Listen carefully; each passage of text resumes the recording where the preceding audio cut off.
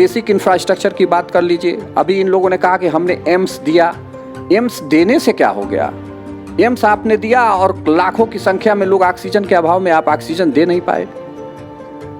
आप Gorakhpur medical college में oxygen के अभाव में कितने बच्चे मर गए। अभी इस महामारी में, कोरोना महामारी में आप कितने लोग ऑक्सीजन के अभाव में मर गए। आपने बेसिक इंफ्रास्ट्रक्चर देना बंद कर दिया है और बड़ी बड़ी बात केवल करना शुरू कर दी हैं। आप रोजगार आप दे नहीं रहे हैं। देख रहे हैं उत्कर्ष पत्रिका, मेरे साथ और मैं हूं अनुराग। आज हम जिस शख्सियत से बात करेंगे, अभी हाल फिलहाल कुछ ही दिनों पहले की बात है, इन्होंने समाजवादी पार्टी में फिर से वापसी की है। हमारे साथ हैं राजेश प्रताप राव, बंटी राव। सर, बहुत स्वागत है आपका हमारे चैनल पर। बहुत बहुत धन्यवाद आपको और आपके इस उत्कर्ष पत्रिका को। सर, सबसे पहला तो सवाल मेरा ये रहेगा कि आज हम किससे बात कर रहे हैं? बंटी राव समाज सेवी के रूप में या बंटी राव एक समाजवादी पार्टी के नेता के रूप में? देखिए, राजनीति हमेशा समाज सेवा के पेट से ही निकलती है।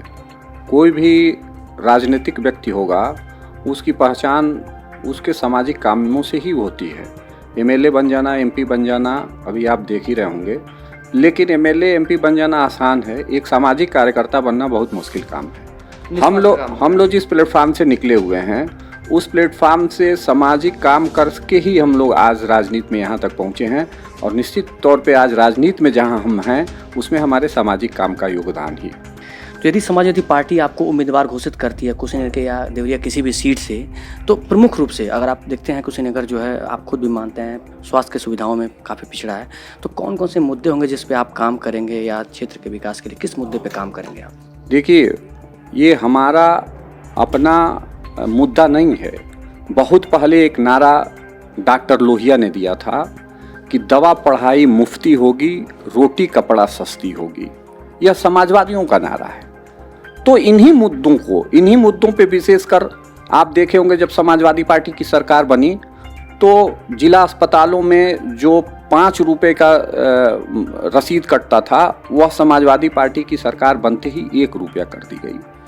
तो जो मूल मुद्दे हैं, दवा पढ़ाई, बेसिक स्तर पे हम लोगों के वहाँ क्या काम करना है।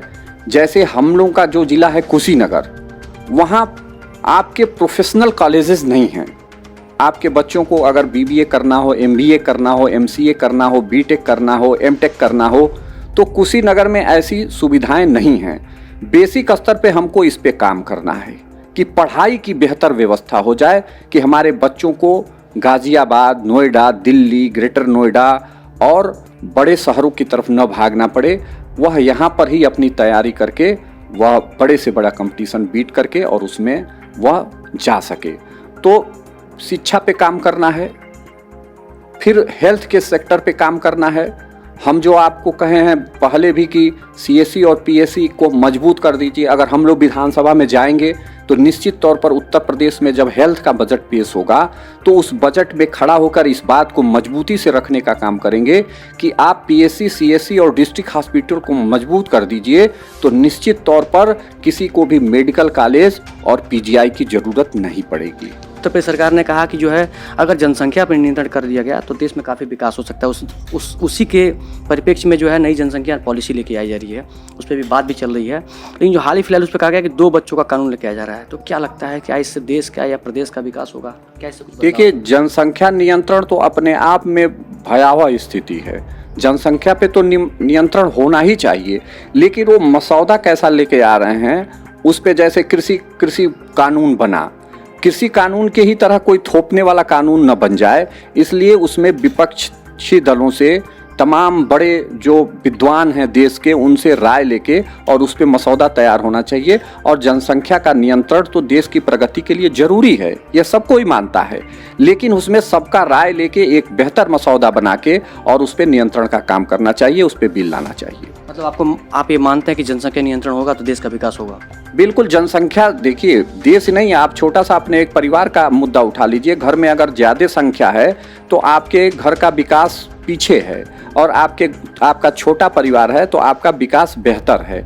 तो उसी तरह देश भी है, तो निश्चित तौर पे जनसंख्या का नियंत्रण देश के लिए अच्छा होगा, लेकिन उसका मसौदा कैसे बनता है, उसकी पॉलिसी कैसे बनती है, उसका ड्राफ्ट कैसे तैयार किया जाता है, इसको देखने की ज़रूरत है। अब आखिरी सवाल कि आप 2022 चुनाव आने वाला है विधानसभा का, आप कैसे देखते हैं इस पूरे चुनाव को, आने वाले चुनाव को क्या लगता है किस तरह की राजनीति? देखिए, आने वाला चुनाव सीधे सीधे महंगाई, भ्रष्टाचार, बेरोजगारी पे होगा। यह चुनाव जैसे डबल इंजन की सरकार की बात इस प्रदेश की सरकार और देश की सरकार ने किया था कि डबल इंजन की सरकार आएगी तो देश को बेहतर और तरक्की की तरफ इस प्रदेश को ले जाया जाएगा। उन्होंने पहला संकल्प लिया, कहा कि हम प्रदेश के सारे सड़कों को गड्ढा मुक्त कर देंगे। अभी आप कसिया से और मेरे घर आए होंगे, आपको ये सड़क जो 2 जिले जनपद मुख्यालयों को जोड़ने वाली सड़क है, मैं गांव और कस्बों की जोड़ने वाली सड़क की बात नहीं कर रहा हूं, वहां तो जाइएगा तो सड़क ही नहीं है। मैं 2 जिले के मुख्यालय को जोड़ने वाली सड़क की स्थिति अभी आप देख के आए होंगे। आपको कम से कम कसिया से यहाँ 8 किलोमीटर आने में आपको कम से कम 100 से ऊपर गड्ढे मिले होंगे। यही स्थिति सब सड़कों की है। आप बेसिक इंफ्रास्ट्रक्चर की बात कर लीजिए। अभी इन लोगों ने कहा कि हमने एम्स दिया, एम्स देने से क्या हो गया? एम्स आपने दिया और लाखों की संख्या में लोग ऑक्सीजन के अभाव में आप ऑक्सीजन दे नहीं पाए। आप गोरखपुर मेडिकल कॉलेज में ऑक्सीजन के अभाव में कितने बच्चे मर गए। अभी इस महामारी में, कोरोना महामारी में आप कितने लोग ऑक्सीजन के अभाव में मर गए। आपने बेसिक इंफ्रास्ट्रक्चर देना बंद कर दिया है और बड़ी बड़ी बात केवल करना शुरू कर दिए हैं। आप रोजगार आप दे नहीं रहे हैं। 1 साल पहले के हमारे साक्षात्कार में हमने एक आपसे सवाल पूछा था कि अगर आपको किसी पार्टी में जाने का मौका मिलता है, किसी विशेष राजनीतिक दल में जाने का मौका मिलता है, तो आप किस पार्टी को ज्वाइन करेंगे? और अभी फ़िलहाल आपने समाजवादी पार्टी को ज्वाइन किया, क्या सोच के आपने समाजवादी पार्टी को ज्वाइन किया दोबारा? आप बसपा से भी चुनाव लड़ चुके हैं, तो समाजवादी पार्टी को ही ज्वाइन करने का क्या लक्ष्य था? देखिए, समाजवादी विचारधारा से मैं शुरू में, पहले भी इंटरव्यू में मैं आपसे ये कहा था कि हम समाजवादी विचारधारा के लोग हैं और समाजवादी पार्टी मेरा घर है। मैं समाजवादी पार्टी में कोई नया नहीं गया हूँ। मैंने अपने राजनीति की शुरुआत समाजवादी पार्टी के ब्लॉक अध्यक्ष से किया था। तब हम लोगों का ब्लॉक कसिया हुआ करता था और यह जिला अभी बटा नहीं था। तो हम समाजवादी पार्टी के ब्लॉक अध्यक्ष से शुरू किए, फिर विधानसभा कमेटी में रहे, फिर विधानसभा अध्यक्ष हुए, फिर जिला कमेटी में गए, फिर मैं जिला अध्यक्ष हुआ, फिर मैं प्रदेश कमेटी में गया और प्रदेश के उपाध्यक्ष के पद पर भी मैंने समाजवादी पार्टी में काम किया। यह कहने में तो केवल 1 मिनट लगा है, लेकिन यह करने में 17 साल लग गए।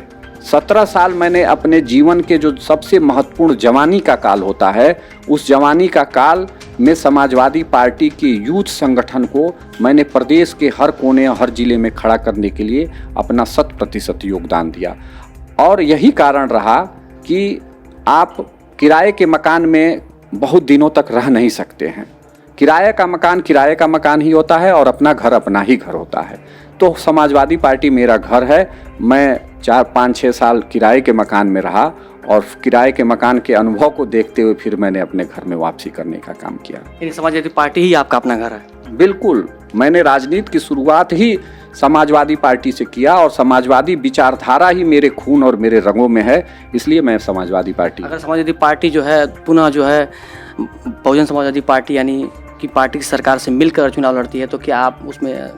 देखिए, ये तो राष्ट्रीय नेतृत्व का काम है कि किसके समझौता करना है, किससे मिल के सरकार बनानी है। ये तो राष्ट्रीय नेतृत्व का है। राष्ट्रीय नेतृत्व का जो निर्णय होगा वो पूरी समाजवादी पार्टी मानेगी। धन्यवाद हमसे बात करने के लिए। ये थे हमारे साथ समाज सेवी और समाजवादी नेता राजेश प्रताप राव बंटी राव। मैं हूं अनुराग मिश्रा, शुक्रिया।